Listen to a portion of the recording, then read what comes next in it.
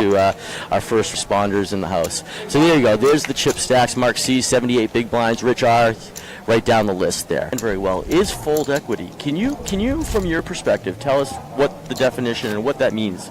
Yeah, fold equity is like, if you only have so many chips in your stack. So, if you don't have any fold equity, I'll explain what not having fold equity is. Like if Tim were to shove there with like 5 big blinds, the 3-6 suited, that's not a great shove because he doesn't have very much fold equity, meaning he's not going to get a lot of folds. You're going to get a lot of side calls from like ace-8 offsuit and like a pretty wide range. If he's got 5 bigs.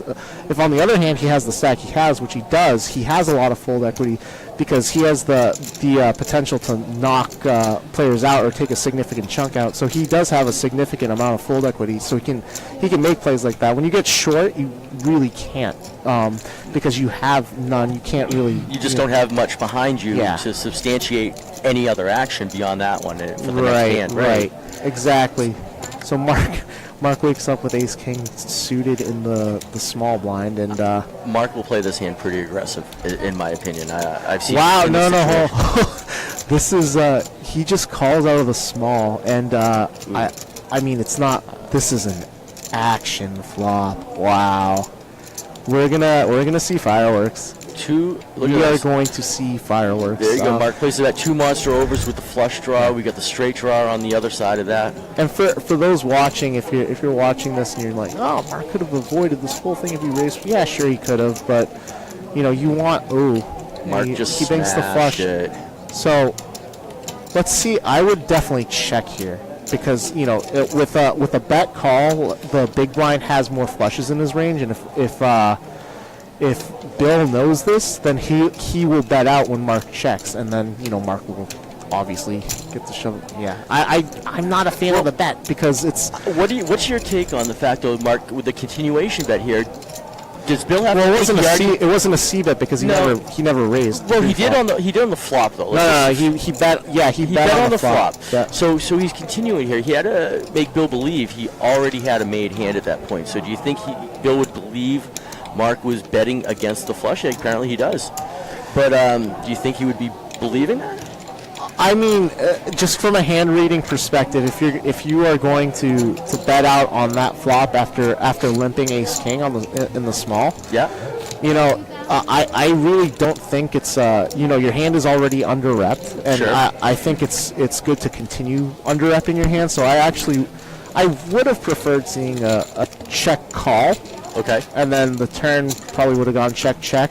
And then, if you work to the river, like let's say Bill hits his 7, right? After the third flush comes and, he probably gets his whole stack. Okay. Really want to bet into that with ace high. You might have the best hand, and you never want to get bluffed off the best hand. You never want your opponent to really fold out worse. So. Right. It's kind of that delicate line that you want to walk.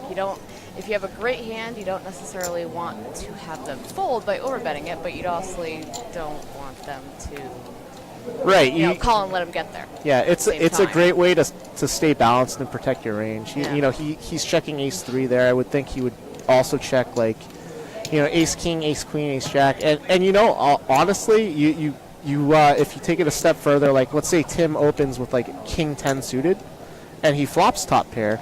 I don't think it's a continuation bet there either because he will get his value on the turn in the river because if he checks back the flop and then bets the turn, it doesn't look like he has anything. Right.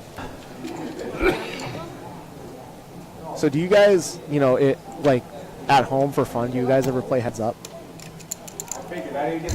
Yeah, I was going to say. Do you know what? I actually suggested that to him this past weekend. He started laughing at me. He was like, "You really want to play me heads up?" And I was like, "Well, even if I'm not good heads up, you'll make me get better, right?" Yeah. I mean, isn't that the point? You play with your friends. You're my friend, and you're. Yeah, absolutely. And I mean, you don't have to. You can play. Other people to do it with as well. So. Like if you're playing, if you're playing for $1, you're still going to go for the jugular and try to take him out, right? I would assume so, and likewise, likewise, he's probably going to do the same. He's not just going to let you win at playing poker. It's not, Yeah, it's I think it's a great practice tool for sure. You know what? It's a healthy rivalry Yeah. as well, shall I say? Getting tongue twisted, but So Mark opened here, and Rich called with the ace-2 suited. And I think that's a little loose. I don't. Why is this dude's voice so high in the mic? I'm sorry. His style. I've played many charity tournaments with him, and Rich looks like Eric Seidel. I don't think I'm loving Rich and how he's playing right now, but I don't think he's quite the caliber player of Eric Seidel. But he does look kind of like Eric Seidel. he certainly does, and he is. He's a solid charity player. He plays an aggressive poker. He's known as Rizza, by the way. I'm getting snap corrected here. He's known as Rizza. I like Rizza. He's known as both. We've been playing together forever, but no, he's a cool dude. Ooh, Rich will get caught soon. Now,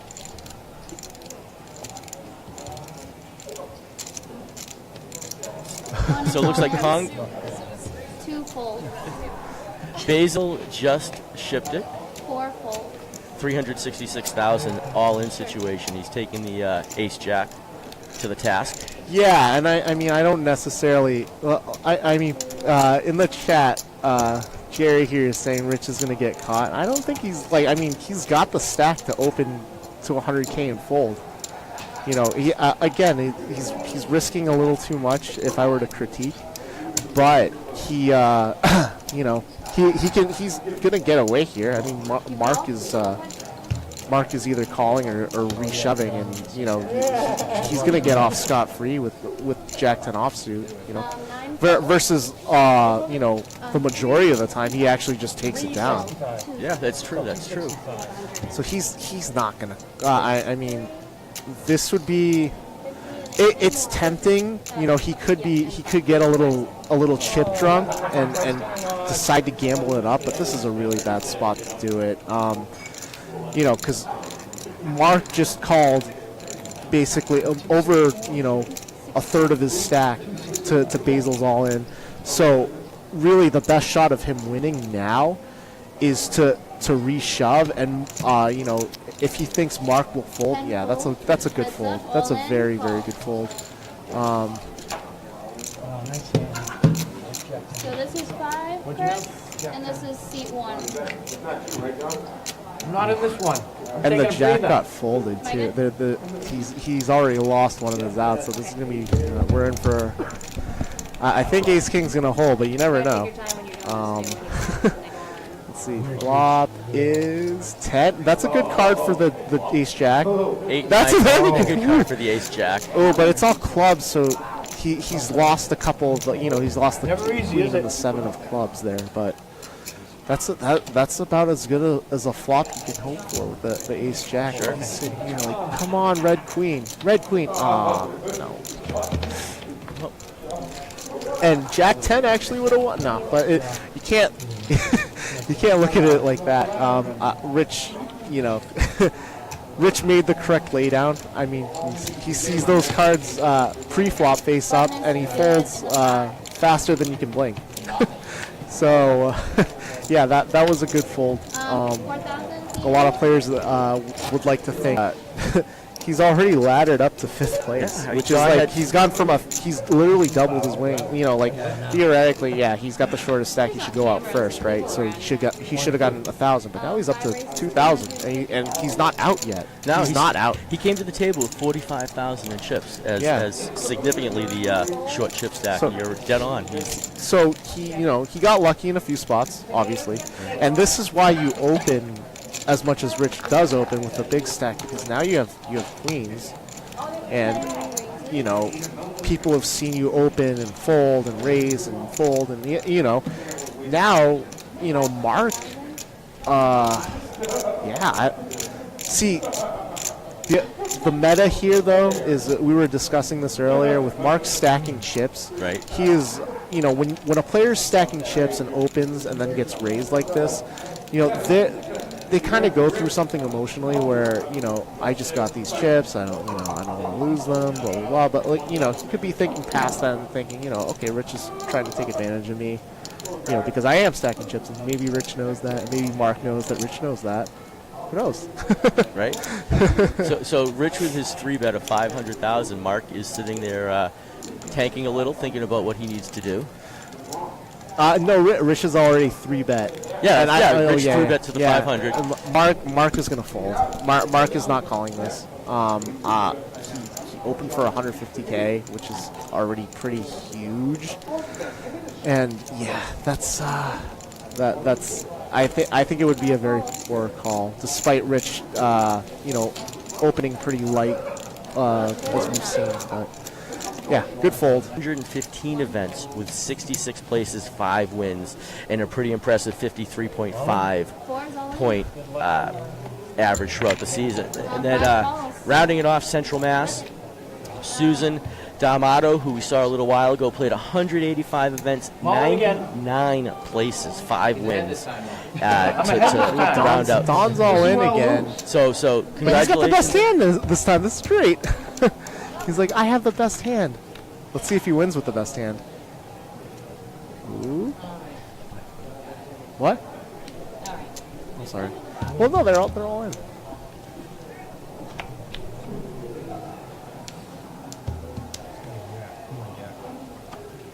Jack?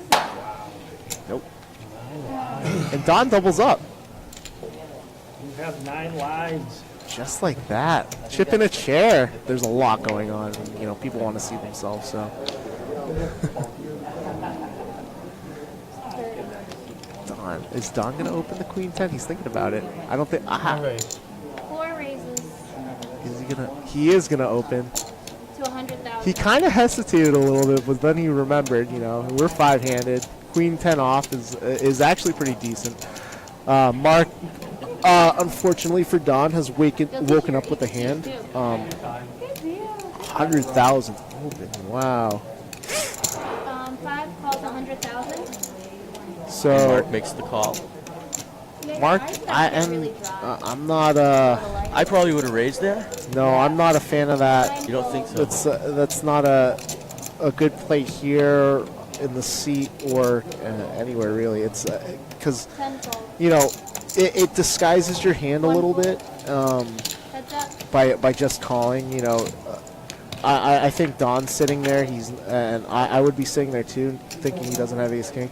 And this is a flop that, you know, with Don opening Queen 10, this is a flop he should continuation bet. Yeah, Don checked though. Because he has more aces in his range than Mark does. Don checked. Mark throws out a little bet there. I don't. And Don throws away the hand. Yeah, I'm not a if he's going to open Queen 10, he's got a continuation bet. definitely has Yeah, to continue that you know, the result would have been. Pieces of action. Are we gonna see a big hand before our break? I think. Oh, well, we see one big hand. We need to see another, like, someone wake up with like kings or queens here. Let's see.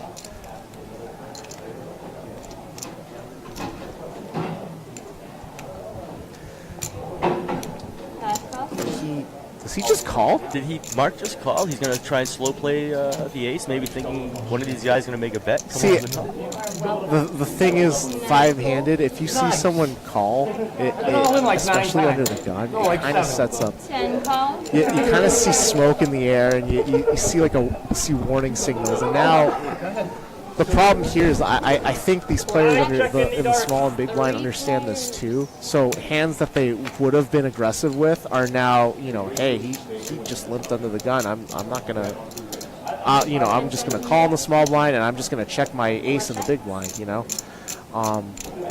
And actually, this flop could have been very unfortunate for Mark, you know, because this is, you know, he would have gotten the same result if he had raised. You know, Rich probably doesn't call the Jack 8. He does, you know, the big blind folds too. All right, we are back after a break. 4 players left. This is Eastern Poker Tours Season 27, $36,000 championship live here at Foxwoods Resort and Casino. 2x bet is going to get by, then mine is going to get by too. So, you know, Learning from each other. That's good observation at the table. Seeing what's working for one.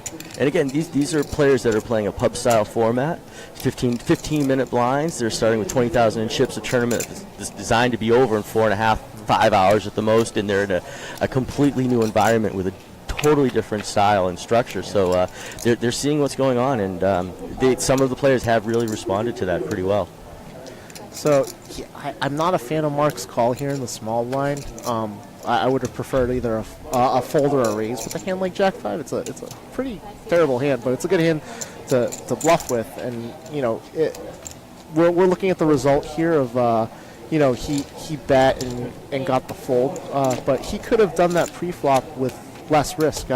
He still got quite the mountain to climb, but he's moving up, and this is actually good for him because he's seeing that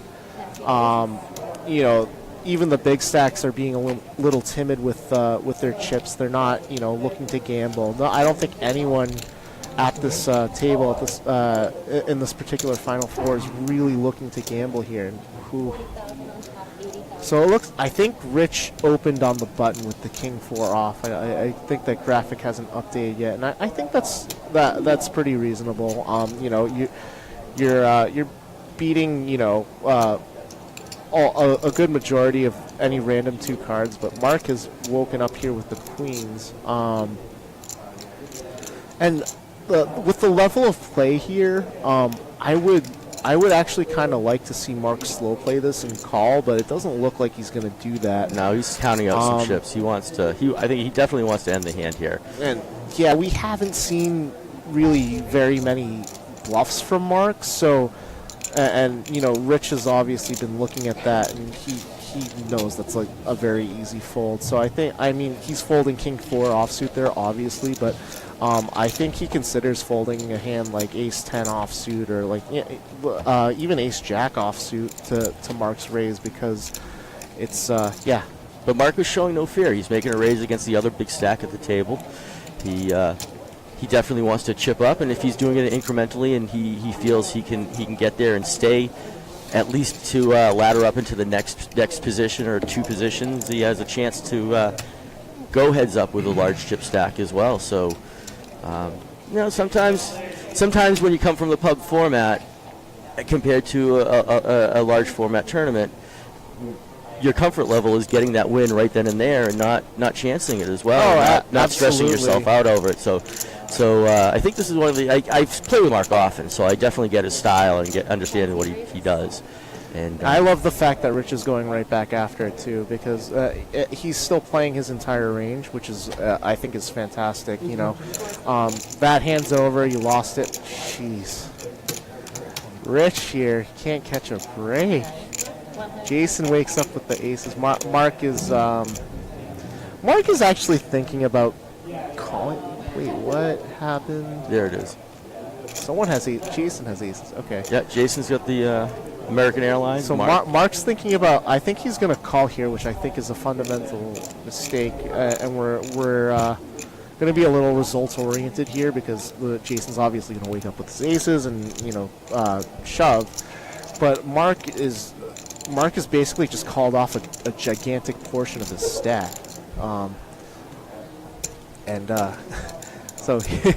so Jason is you want to be balanced, and Jason's doing a little Hollywood here. I actually would have just preferred him to shove immediately, because like we saw earlier with the King 10, we had a player shove immediately to show strength. Put it out there, and I mean, you don't have a lot of chips, so it's not rocket science for any of these hands really. They're either going to call you or they're going to fold, always. So Mark has kind of dug himself in a hole here by just calling pre-flop, and he's given away some extra chips. So this is actually a fantastic result for Jason. It needs to get corrected. Rizzo jammed first, yeah. and Don called? No? Did it go check, shove, call? That would have, in my head, that would have made more sense. But I thought Rizzo had shoved. That's what the graphic it appeared as well. Yeah.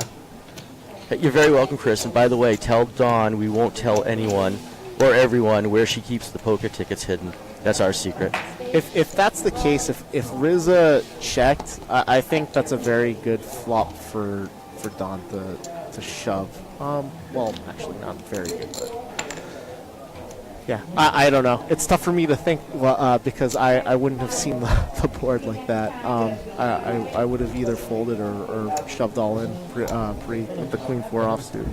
Probably folded. All the way. Hey. He went from potentially an 8th place finish to finishing 4th for 2,300. So by laddering it, he earned himself 1,300, and I think that's great on Don's part. I had Friday night. I had a ladder run myself, if you want to call it that. Get to the final table with 200,000. The average chip stack is probably 600,000. The two big monster stacks were over $1 million apiece.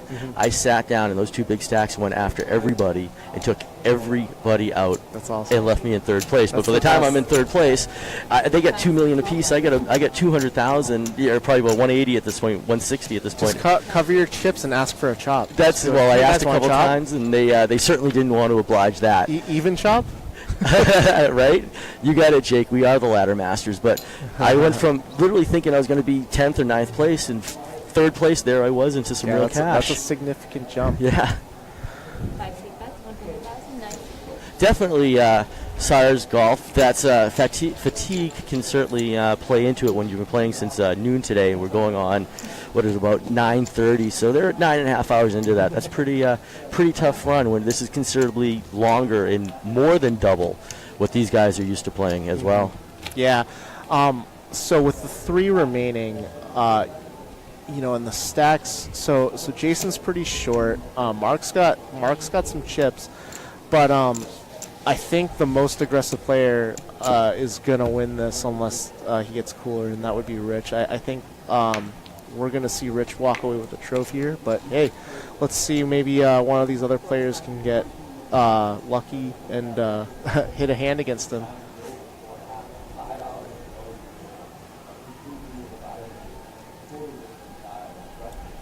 Chat's still talking about the queen 4, and it's the graphics made it a little unclear, but if it went check shot, the queen 4 I don't think he should be seeing a flop with his stack size. If they're a little deeper, like if they both have 100 big blinds and the small blind opens, I think queen 4 off you can see a flop with, and kind of play it from there. But when you're so short and you've got under 20 bigs, you can't just be seeing flops. Like that's not, you can't do that because it ends up costing you too much too often.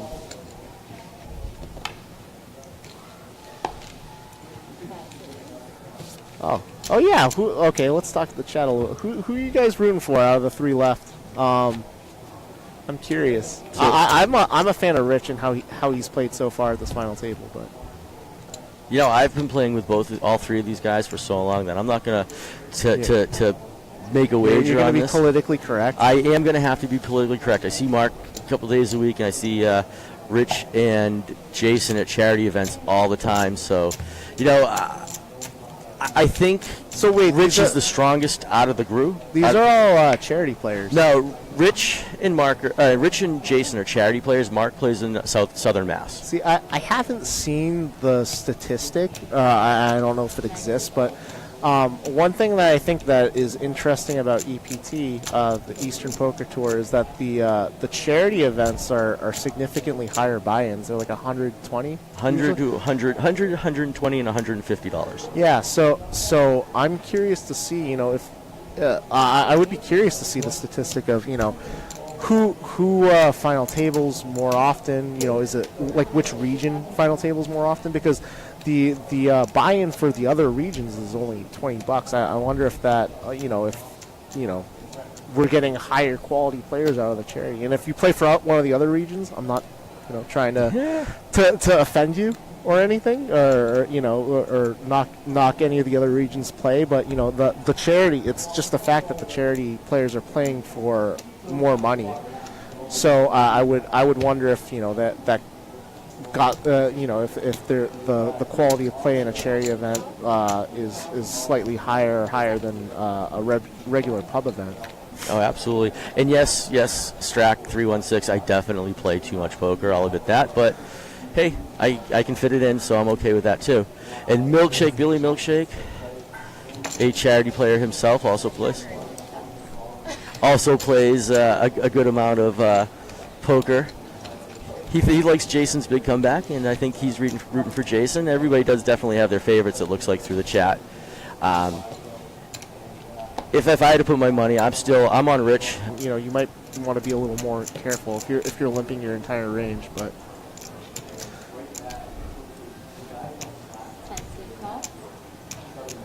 But yeah, I agree. Jason could have easily had the pot. He's short stack. Playing a short stack is tough. I think the 9-10 suited with a short stack. I probably shove and Rich, would have called, and we don't know how the board would have ran out, but we know that Rich was ahead on the flop. So that's true. Yeah. So Mark saw a flop with King 6, and he flopped top pair. I think it went check, and I like the fact that Mark checked back that flop because he realizes, he's either crushed and so far behind or he's way ahead. And now Rich leads out with his 5, which I think is perfectly reasonable. You deny a little equity, but at the same time too, you have a pretty good candidate for a bluff catcher if Mark were to bluff at this. And now he raises, and Rich is just going to snap fold. But yeah, I agree. Mark was doing a little trapping there. Erica has left the building. And yeah, girl has got to eat. And congratulations again though to Tim finishing in 5th place. That was an awesome run today. So Tim took home. And Tim took his $2,000 home, and Erica definitely wishes these guys the best of luck to finish out the tournament here. So we're excited to be sticking around for the next couple hours watching this play out. Mm-hmm. Yeah, definitely. Excellent. So there's about $21,000 left in the prize pool, divvied up $10,000 for first, $6,000 for second, $3,200 for third, and $2,300 for fourth. So it's going to... Like we've been saying, there's the next jump is a significant jump, and then third to second is a pretty monstrous jump, $3,000 swing there. I like the fact that Rich has elected to call this because they're three-handed. Mark should be opening a wider range. I don't like the fact that he's leading here. But I think it's actually going to get through because Mark has been playing kind of a fit or fold style where he's either hitting flops and going with it, or he's missing flops and he's just going to fold. And I think the Rich is actually going to get fold here. But if Mark can kind of see through and see that Rich is not betting into. Is he gonna raise? This is great. I actually, if he raises here, I have a lot more respect for Mark because who's leading a jack here? No one is leading a jack, ever. No. We've seen him time and time again limp kind of these speculative hands, and yeah, if these are kind of times where you want to, take an extra second to think, and you do have a knee-jerk reaction. You didn't flop anything, and you just want to get rid of your cards, go on to the next hand. But you gotta, kind of take a couple seconds and think about it, and yeah. And aces in his range, but he does have more aces in his range than Jason does, because I can say. The way Jason has been playing, I don't think he's limping ace-deuce offsuit there. I think he's opening ace-deuce offsuit versus Rich, who could very easily check back ace-deuce offsuit, in the big blind. So I really don't think Jason's got any aces really in his range, unless he's getting creative with like a hand like ace king or aces or ace queen. But 60,000. ooh, I would love to see Mark open this. Three-handed ace deuce offsuit. That is that's a. I mean, three-handed you have to open an ace deuce. 5 seat fold. And he fold. That's a little conservative. 9 seat fold. I had you Small crushed. blind. That is a little conservative. Oh, Rich is gonna have fun with this hand. Jason, this is marginal, but I could definitely see raising free, but Rich will definitely call that, which is standard. Ooh, let's see. So yeah, Rich is gonna raise, and I like the fact that he's raising this. Queen 10 suited is a pretty primo hand, three-handed. 10 seat raises. Let's see if is. It looks Mark like Mark call? is snap calling Oh yeah. because he's counting out the chips. You don't know how to count. Yeah, That's a call. Yeah, he pretty much snap calls him, and 5 seat calls 180,000. Rich is at a little bit of a disadvantage here, being out of position. So if this flop is completely blank for both players, I would bet Mark. Mark's Well, just- actually, no, because Rich has been continuation betting. So if Rich c bets 10 seat here, checks. 5 seat. That's I think 180,000. Mark folds. 10 seat fold. There's a lot of chips going forward. Yeah. So, okay. So Rich checked and Mark bet he folded a lot, but there are some times where a c bet isn't warranted. But heads up, three-handed. I think a paired board is definitely a flop to c bet because your opponent most likely didn't hit it. 5 seat raises. If your opponent 130,000. hasn't shown the propensity to bluff, then they're gonna lay down their hand, and I don't think Mark's been super bluffy here, and I love the fact that he's raising the Jack 3 suited.